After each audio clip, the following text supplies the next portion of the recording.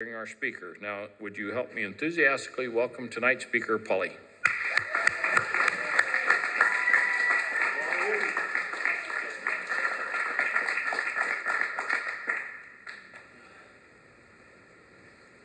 Hey everybody, my name is Paulie. I'm an alcoholic. This is an intimidating venue. Even though I know half the room, I'm nervous up here, so bear with me. My sobriety date is September 1st, 2016. I'm active in Alcoholics Anonymous. I have a sponsor. I sponsor guys. Alcoholics Anonymous saved my life. I was pretty ready to go when I got here, and my whole life I felt like I didn't belong. And when I came to the rooms of Alcoholics Anonymous and actually put myself out there, I was amazed at the number of people that were just accepting and showed a lot of friendship and love. And for years I fought that. I grew up, I don't know if I was born an alcoholic. I think that I was so disturbed as a kid that when I finally did take a drink, it was the first time that I felt at ease. I had a lot of health problems when I was a kid. Is this too loud? No, stay close to the microphone. Don't tell me what to do. Are you awake, Mark? Okay. So when I was a kid, I had eczema, really bad. It was everywhere. And I didn't really know how much of a problem it was till I went to first grade. And once I got to first grade, I really knew I was different. The other kids let me know I was different. And I had to put up with that for about 6 years, until I went to junior high, and it got a little better. But I always wanted to be part of, but I was never really, I don't want to say allowed, but I wasn't comfortable. I got picked on a lot. I get picked at a lot. And I would go home and cry to my mom, or my Nana, that lived right up the street. And they would coddle me and tell me how much they loved me. And my grandmother would say things like, "I pray for you every night that you'll get better," right? And I could see the fear in my pants, thinking back, and I try to put myself in that position. If one of my grandsons came up to me and said they were being picked on at school and ostracized, and it would crush me, And so I had no idea what my parents, I still to this day really don't. I don't know what my parents went through, but I know that I wanted to be anybody but me. I wanted to be something else. And I got into high school, my skin cleared up a little bit. I ended up kind of becoming semi-popular. I started having friends to hang around with, and slowly but surely I found alcohol. And I remember, I come from a family of drinkers, right? Irish Catholic. There was nothing at our family parties other than whiskey and beer. Nobody drank mixed drinks. Nobody drank daiquiris. We were talking about daiquiris earlier. It was whiskey on the rocks, whiskey shots, and beer chases. And I can remember my grandfather popping me on his knee and pouring some of it. I think he drank Michelob, and the cans, the gold cans, and he would pour it in a Dixie cup and give me a little bit. And I didn't like it. I really didn't like it. And when I was a teenager, I started hanging around with these people I really wanted to fit in with. They went and got beers, and we were out, in the woods drinking, because we had some woods. And I didn't like it, but I wanted to be cool, right? So when no one was looking, I dumped a little out, right? And then I'd say, "Oh, I need another," I just didn't like it. And I can remember the first time I had hard liquor. I tell this story a lot, so a lot of you have probably heard this, but which will go for a lot of my story. I just tell it in a different way, but it's basically my only story. But my grandmother got sick, and she got the beginning of Alzheimer's, and she had broken her hip. And like I said, they lived 5 blocks away, so I would spend a lot of time. We took shifts as kids, because she would try to leave the house in the middle of the night, so we took these shifts, and I ended up with Saturday night. And my grandfather would start the evening, we'd be sitting watching TV or something, and he'd say, I got to go to the garage, right? And then he'd come back, and a few minutes later, he'd go back to the garage, and a few minutes later, he'd go back to the garage. My grandmother's gone to bed, and so he said goodnight. He came in from the garage one last time, and he said goodnight, and I'll call myself Michael sometimes because I grew up as a Michael. I didn't know my name was Paul till the 1st grade. So my grandfather would say, good night, Michael, I'm going to bed. And he'd walk down the long hallway, and I watched him. He bounced off the wall a couple of times. And I remember going, what's in that garage, right? And he had a good hiding spot, but I found it, and behind a curtain, behind the dryer, because I looked, I had to find it. And it was, whiskey. I think it was Canadian Mist, which is a knockoff of Canadian Club. It's cheaper, right? And I remember my grandma that sounds so weird. My Nana had these tall frosted glasses, beautiful, beautiful highball glasses. And I remember filling that cup up to the top, right? It was like 8 or 10 ounces. And I remember standing by it, and I'd smelled it, and I took about half of it down. And then I held the sink, right? Because I didn't want to throw up, right? And then I finished it off, and I went and I sat down on the couch. I laid back, and just that warmth, and I remember I actually laid down, and it was the first time in my life that I felt good. I was always anxious. I was always worried. Everybody in the room was always talking about me, whispers, I just didn't fit in. And this just made me feel, it was the first time in my life I think I felt some ease and comfort, right? So needless to say, every Saturday night, as soon as my grandfather went to bed, I would fill that same glass, and this time I could chug the whole thing, rinse it out, and I would literally run and dive across the living room into the couch so I could lay there and feel it, right? And I would feel it through my chest, through my stomach. I would feel it go down my thighs, just that warm, it was like a hug, right? I would get in this whiskey hug, and to death he is. And I remember one time, I did this for a long time, and my grandfather is old school, and he never said a word. And I tattled on him once. I shouldn't call it tattle, and I snitched on him because now I'm like 18, and I'm borrowing his car, and I stepped on the brakes, and a whiskey bottle came out, right? And a little pint he had wrapped and I drank it. And then to cover my ass, I told my uncle, I was driving Pa's car the other day and a whiskey bottle, so I threw it away. And so my uncle went and scolded my grandfather. And I remember walking in. And I walked in, and he looked at me, and he went, you son of a bitch. You told on me. He goes, what the hell? You've been drinking my whiskey for years, and I never said a word to anybody. Right? And I felt so small because he was right, I narked him out to cover my ass. And that would happen a lot, I would always try to deflect. I remember I know this is Alcoholics Anonymous, but I found my mother's stash, right? Her weed.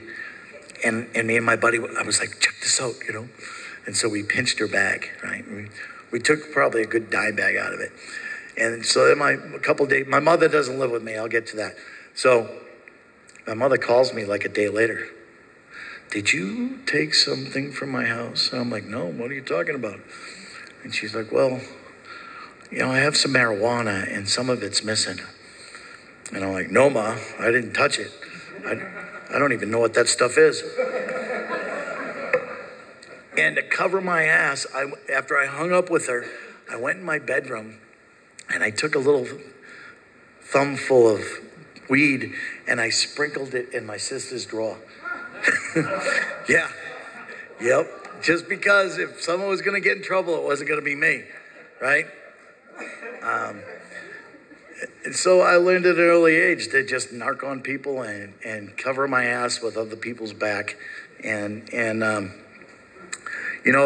one of the things I learned, with the eczema and the being ostracized at school, and then when I was about 12, my mother left.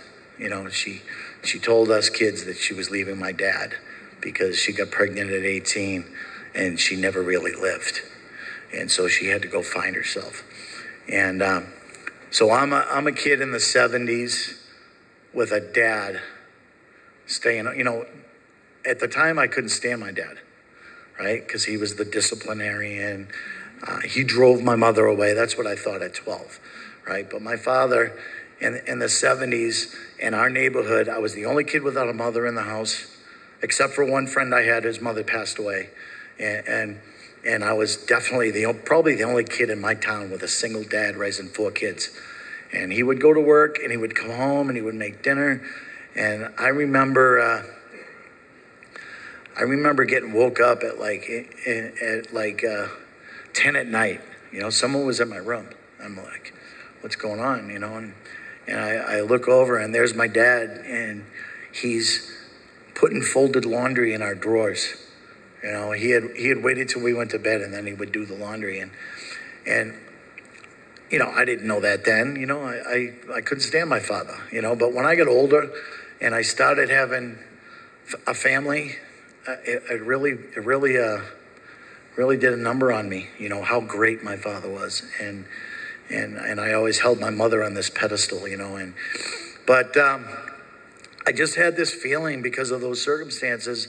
I had this feeling of self-pity almost all the time. I always felt sorry for my mother, felt sorry for me. My father felt sorry for me. My grandmother was praying for me. And so I started feeling sorry for myself, and it became second nature. Poor me. When I started drinking, I started realizing that when I drink, I have a personality, right? I'm not afraid to express myself. I went from alcohol would take me from a scared guy, scared kid, then a scared man that's afraid to say boo to anybody. Give me a few drinks and I'm the mouthiest SOB in the room. And I can do anything. I can take anything. I can talk to girls. All these things, and my drinking started getting out of hand early on. I'm probably at my first blackout in my teens. And then I would realize that I remember one night driving, me and my buddies went out and this one guy didn't drive and he really wasn't one of my close friends. And he said, hey, can you give me a ride home tonight? And we're at some club, a pub.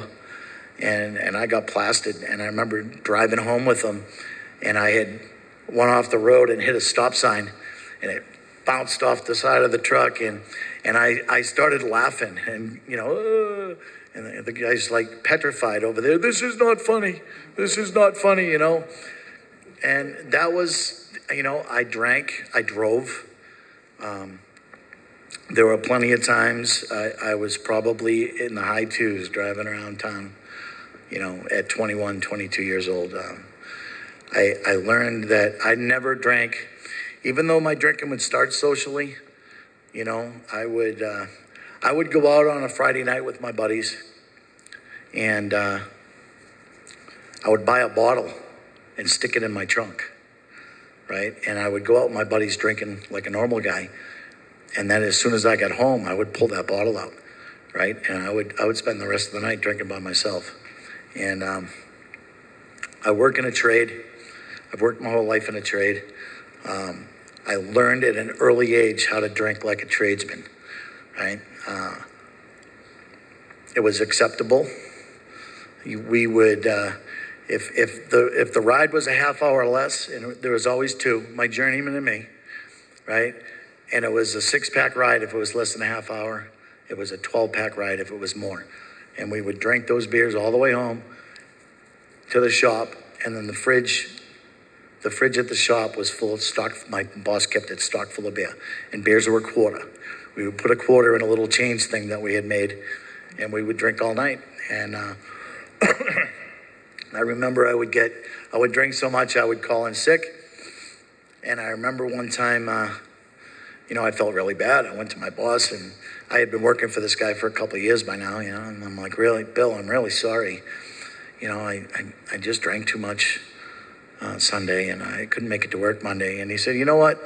Again, Mike, you know what, Mike? It's okay.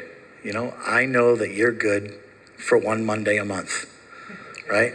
So that was permission for me, right? So I didn't worry about calling in anymore, as long as I didn't do it too often. My drinking just got way out of control. I can remember, my dad coming downstairs and talking to me because the cops took me home. They drove me home after I wrecked my car. And my father came downstairs to talk to me about it. Alcoholism runs in my family.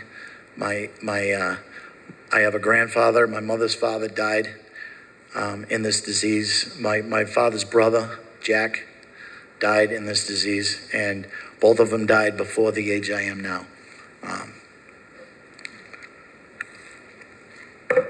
So I was always told to watch out. I was warned. But in my 20s, 25-ish, let's call it 25, my mother had been pleading with me to stop drinking so much. And she went to Alcoholics Anonymous on her own. She wasn't an alcoholic. And she came to me so she could come to me and say, listen, you should come to check out this AA, right? And I'm like, what are you talking about? Well, Alcoholics Anonymous. I've been going. And I'm like, why are you going to Alcoholics Anonymous? You're not an alcoholic. And she said, but I think you are. And I wanted to check it out. And the people there are really nice. You should come. And I said, all right, I'll go. I'll go, Ma. And I remember my first meeting. I remember sitting there. I didn't want to be there. And we sat through the whole meeting. And then we get up to leave at the end. And these two ladies came over. And they went up to my mother and said, hi, are you an alcoholic? And my mother went, no, but my son is. And she starts bawling. And they're hugging her, like we do. They're hugging her and patting her on the back. And the whole time I'm like, are you friggin' kidding me, Ma? What are you doing to me? Right? I didn't care that she was crying. I just cared. I'm embarrassed. Right? I want to get the frick out of there. Right? And that was my first exposure to Alcoholics Anonymous. And she would plead with me over and over again over the years to go to AA. And I would say, okay, all right. And I would go to Alcoholics Anonymous on a Friday night. And I would stop at the liquor store on the way. And I'd buy a pint. And I'd stick that pint under my seat. And I'd go to the meeting. And I wouldn't drink before the meeting because I didn't want you guys to smell alcohol on me. And as soon as I got in that car, before I put the key in the ignition, I'd be pugging on that bottle. Right? And, I came to Alcoholics Anonymous for the first time kind of seriously at about 29. I went in and out of AA. Some guys tried to help me. Some, temporary sponsor. I'll be your temporary sponsor. And I would burn those guys, I would shine them. I'd be serious for a while, for a couple weeks. And then they'd be calling and I'd be not answering because I knew what they wanted to do. They want to take me to one of those meetings, And I went into treatment, my one and only in-house treatment at 29. And I got sober, and I stayed sober, and I was all into it, and there were girls there. They lived next door, and we had a men's house here and a ladies' house here, and you're not supposed to cook, mingle, but we did, and I kind of enjoyed it, so I got kind of into Alcoholics Anonymous, and I stayed sober for 2 years. I met the lady that is today my wife. I was sober when I met her, and you got to keep her. You got to keep her. You give your girlfriend a key to your house, and she comes home, and you just started drinking again. And I remember I'm passed out on my living room floor. I had a little 1-bedroom apartment, and I'm passed out on my floor, and she wakes me up. She's never seen it, right? Hey. And I get up, and I'm like, yeah, what? And she's like, what are you doing? And I went, bleh, and I just puked all over her, right? And she's still here, I found the perfect match, right? My mother once, actually I went to a detox once in Boston, and my mother, I think, in my 20s was trying to make up for kind of abandoning us, and so she would just covet me. She would take care of me, And I remember my sister, I got so drunk one time, I called my sister and I told her I thought I was dying. And my sister made my sister was there in like 15 minutes. I don't know how the hell she did it.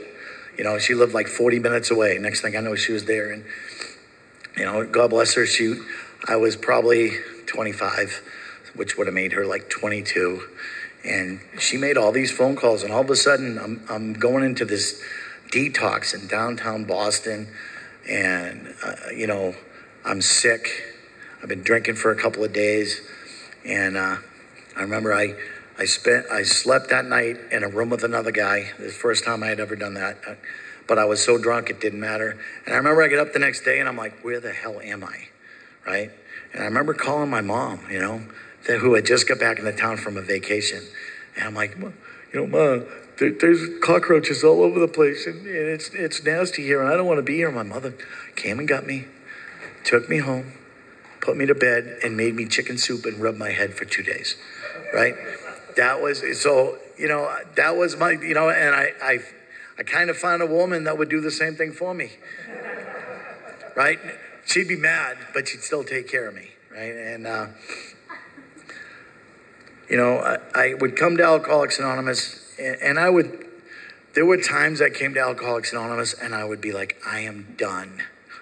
I want to do this, right? I want to be sober. And, but that would only last a little while, and I came to Alcoholics Anonymous so you guys could, for one reason, so you guys could teach me how not to drink, because I was fine otherwise, right? Or, I've got a good job. I've got a career. I've got a car.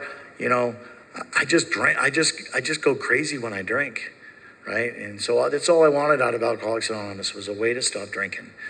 And at one point, I went 10 years between drinks.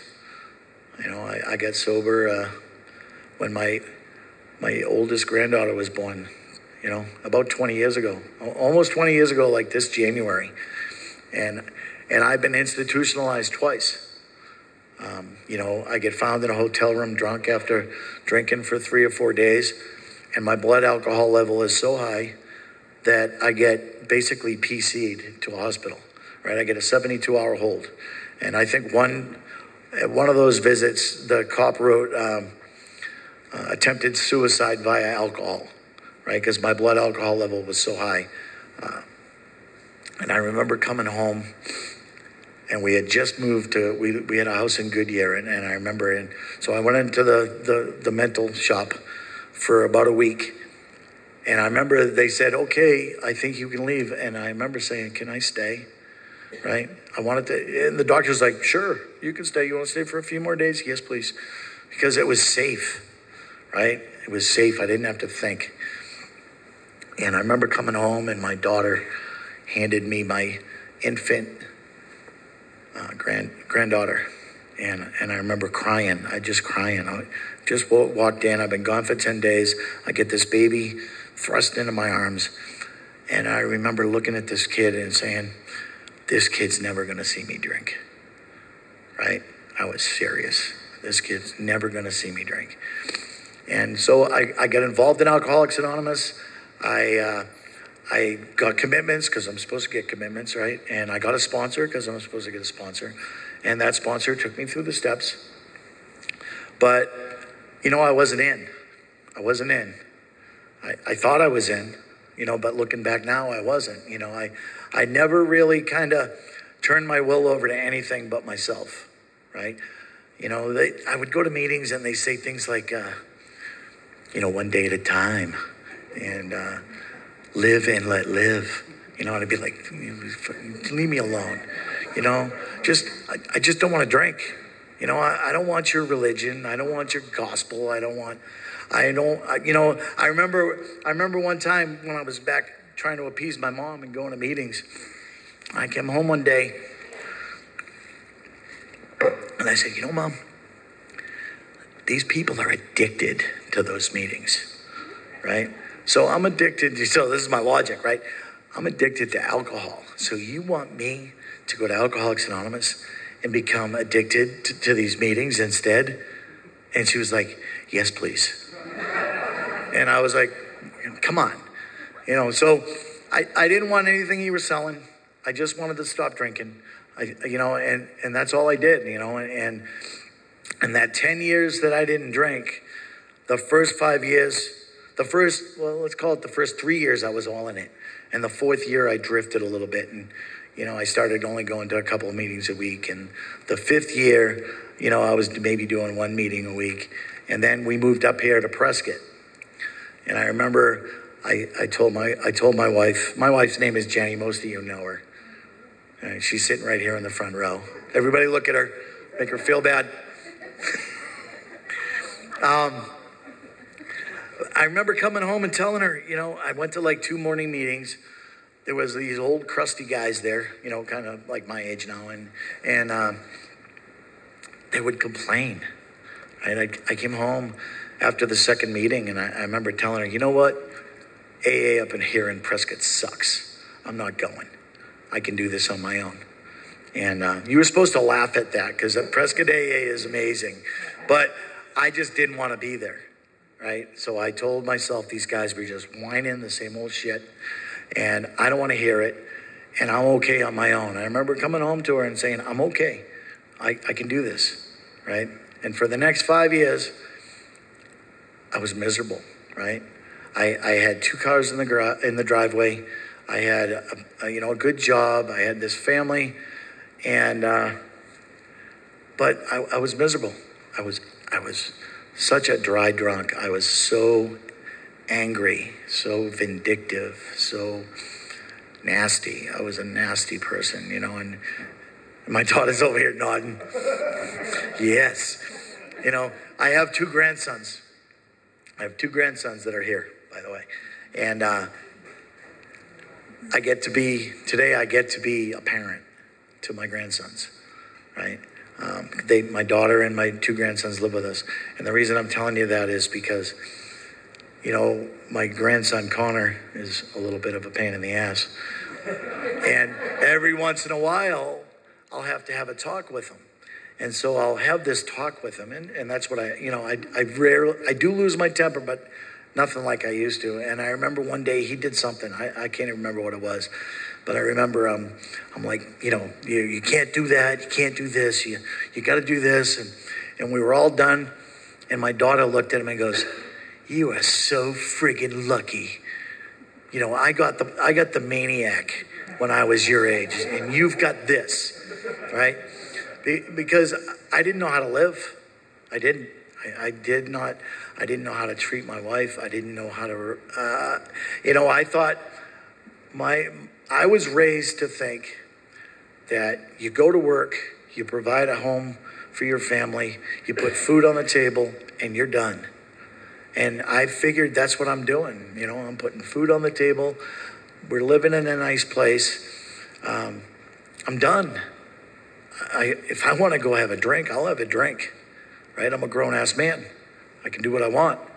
And Man, I did that. I started drinking again after that 10 years. And it was like, we talk about the progressive disease, right? So I stopped drinking. I'm going to say I stopped drinking in 2004. I think that sobriety date was in 2004. And here I am at 2014 taking another drink. And my drinking, it was like I had been drinking the whole time, right? I was immediately worse than I ever was.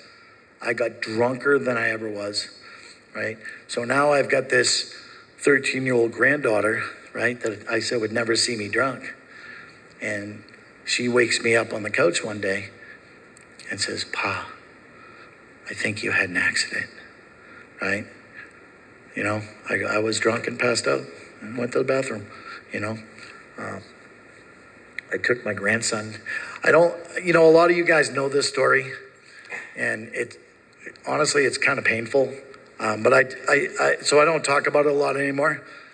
But I took my 10-year-old grandson to Disneyland, just me and him. And I told everybody and myself, this is going to be a great experience, right? Me and my grandson, just two guys having a good time in Disneyland. Somewhere along the line, I thought it was okay to have a rum and Coke with dinner. A day and a half later, the cops are knocking on my door because I've been passed out for 12 hours. And my grandson held his mud for about a good 10 of it. And then he finally gets scared enough that he called his mother. And my daughter and my wife knew immediately what was going on. And they asked the cops to come get my grandson. And so I got the police knocking on my door, coming in. And they said, "We're here to take Connor. And your sister-in-law is out in the hallway. And they know you've been drinking, and they need us to take him." And I remember my grandson running up to me and hugging me around the waist and saying, "This is my pa. He'd never hurt me. Don't take me." And I remember having to get down on my knee and tell him, I knew I wasn't going to win, right? I'm just going to make it worse. So I had to tell him, "You have to go, right? You have to go." So,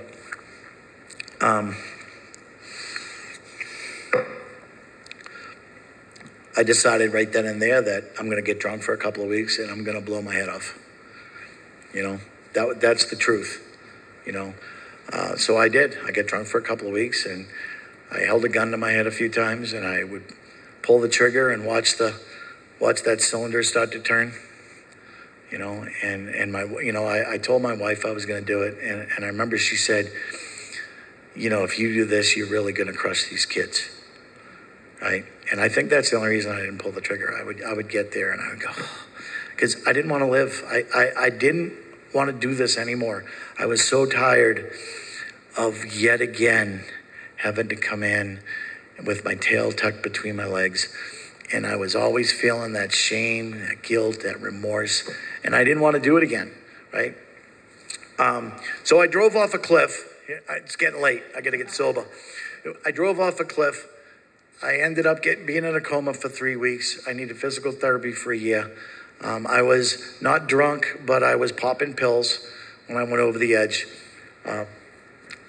I was a mess. I got more metal in me. I joke around. I tell my grandkids I'm like Wolverine, right? Because I've got bands and straps everywhere. And I remember coming home from the hospital, and I had a sponsor, and my sponsor started picking me up to go to meetings. And I remember him saying, I said, "Will you still sponsor me?" "Yes." I said, "Okay, can we start the steps over?" He goes, let's just go to meetings for a while. Let's see how you're doing. And I remember one day I wanted to go to a meeting. And I didn't have a ride. And step one was right up the street. And I remember saying to my wife, she was sitting at the table reading her magazine. I don't know why. Women like to read magazines. And I remember saying, "Hey, can you drive me up to step one? And I'll get a ride home with somebody." And you know what? She stopped what she was doing and she looked at me. And she was as nice as could be. And she said, "You know what, Paulie? You don't have to go to meetings anymore.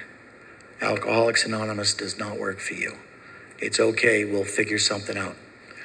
And from my whole life, I wanted to hear those words. I don't have to go to meetings anymore. And instead, I was scared, right? And I remember I said something to the effect of, you know what? I know Alcoholics Anonymous hasn't worked for me, but I've seen it work for so many other people. I don't think I've ever given Alcoholics Anonymous a fair shot, right? And I literally, standing in my kitchen, I made a decision that I'm gonna go to meetings. I'm gonna do the steps the way it's written in the book and not my interpretation. 6 and 7, they're a paragraph each. They're easy. Yep, check. Right. Let's get with 8. Let's get with 9. I would piecemeal the steps prior to this, right? And I said, I'm willing to do whatever it takes. I remember that day I said, I don't want to die. I don't want to die. But previously I didn't care. If I died, great. My family would be okay. I get plenty of life insurance, right? But I didn't want to die. I didn't want to go. And so I started doing all the things you guys suggest, right? And I started going through the steps. And I remember I called, John's over there. I'm not looking at you. Mark, are you awake? Okay, just checking. I called John and I said, dude, something weird just happened. He's like, what? I'm like, I'm driving to work. I get this crappy job for crappy pay because I'm half handicapped, right, from this accident. And I'm driving to work one day down Robert Road, and all of a sudden I'm like, this is nice, right? Like I felt good. And I remember calling John, and I'm going, dude, this is weird. I'm like feeling really good, and I don't understand it because I used to pay to feel like this, right? I used to dole out good money to get this good feeling I'm feeling. And he just laughed. He's like, yep, it'll happen. And, slowly but surely that 5 minutes became, 10, and that 10 became an hour. And now I can go days, feeling good. And when I was in my head all the time, and I started coming to Alcoholics Anonymous, and I started reading the book and really paying attention when I was reading, they always say identify, right? So I identified with the doom and the gloom in the big book, right? Because there's some doom and gloom in there. You got Bill's story, and I remember I can still quote it, but no words can tell of that loneliness and despair I found in that bitter morass of self-pity, right? Quicksand spread in all directions. I admit my match. Alcohol was my master. And I would sit in my backyard burning a half a pack of cigarettes over the course of 2 hours, just staring. Like, what the hell have I done to my life? Right? And so I understood that, I have a friend, that we hear all these things in Alcoholics Anonymous, and I know they're in the book, but I hear them from people, and that person becomes the person that said it. And one of my friends said, for sobriety to work in my life, I have to find a substitute, right? A sufficient substitute. And the sufficient substitute for my alcoholism is Alcoholics Anonymous. And I found that to be true. If I didn't have Alcoholics Anonymous, I wouldn't feel good today. Going through the steps, every time I went through another step, I got a little bit more, right? I get a little bit better. And, it's been, I always judge it by, all those years I didn't drink, I would go to a family function. And I come from a big family. I'm the only one that lives far away. So I would go home, we'd all go out to dinner, and I'd be sitting with my whole family, my brothers, my sisters, my dad, all their spouses, and everyone would be drinking, right? And I'd have my Diet Coke, and I'm like, this is fun. And, but inside I'd be going like, why can't I drink? How come my brother can, and my sister can, and my dad can, and I can't have a beer? I just want a beer, right? I would feel that all the time. I would never say it, right? Because that's wrong, right? But I would feel that way. I went home at about a year and a half sober, and I went out to dinner with my family, and we went to a restaurant, and we did the things we usually do, and I get all the way home that night to my dad's house, and then it dawned on me. I didn't feel sorry for myself all night. I did not once say, why can't I have a drink, right? The obsession to drink for me has been lifted. I have only thought about a drink once in the last 7 years, and it was in my first year, and I did this weird thing. I was driving past the liquor barn, and my wife was out of town, perfect demo, right? Wife's out of town, and I said, I could pull into there, and I could get a bottle, and I could have it drunk by morning, and I'd have a whole day to sober up before she gets home, and no one will know, right? And I did this weird thing I called my sponsor, right? I'm like, dude, and I drove right past the liquor barn. I had this whole conversation at about, 10 seconds. I'm going to get drunk. I'm going to do this. I'm going to do that. I'm going to cover for myself. And I never, that was the last time I actually thought about taking a drink. And the life that I have today, it is amazing. I can't even tell you. I never thought that I could feel this good without a substance, without a drink, right? I quote the 4 to the 12 and 12 a lot, right? And it says, don't smile at me, Isaac. It says, AA's 12 steps are a set of principles, spiritual in nature, that if practiced as a way of life, can expel the obsession to drink and enable the sufferer to be happily and usefully whole. And I have never in my life felt happily and usefully whole. Even when I was drinking, I didn't feel happily and usefully whole. Today, I feel happily and usefully whole.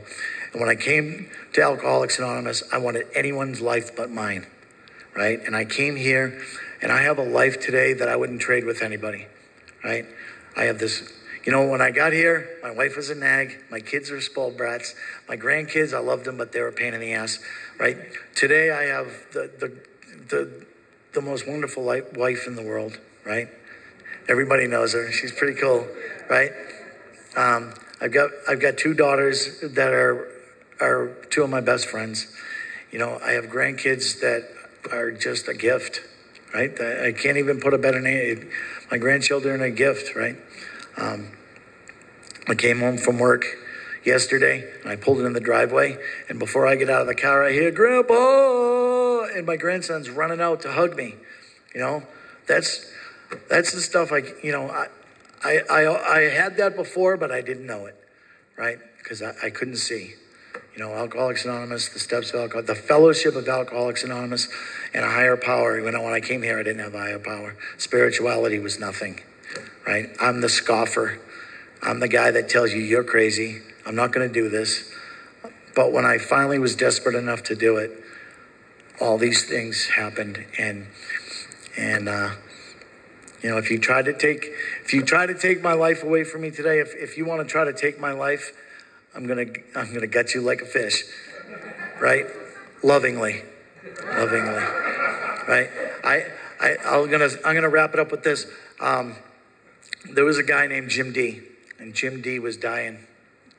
Jim D he was about my size, maybe a little taller, and he got cancer, and he whittled away to nothing. And I remember one of the last meetings he went to, I remember him saying to the group, I'm dying, and I would not change my life with anybody in this room, right? I have my life, and today I wouldn't trade lives with anybody, and I owe that to you people in Alcoholics Anonymous and the steps, the traditions, and, I owe my life to Alcoholics Anonymous, and I'm so happy to be here, and thank you.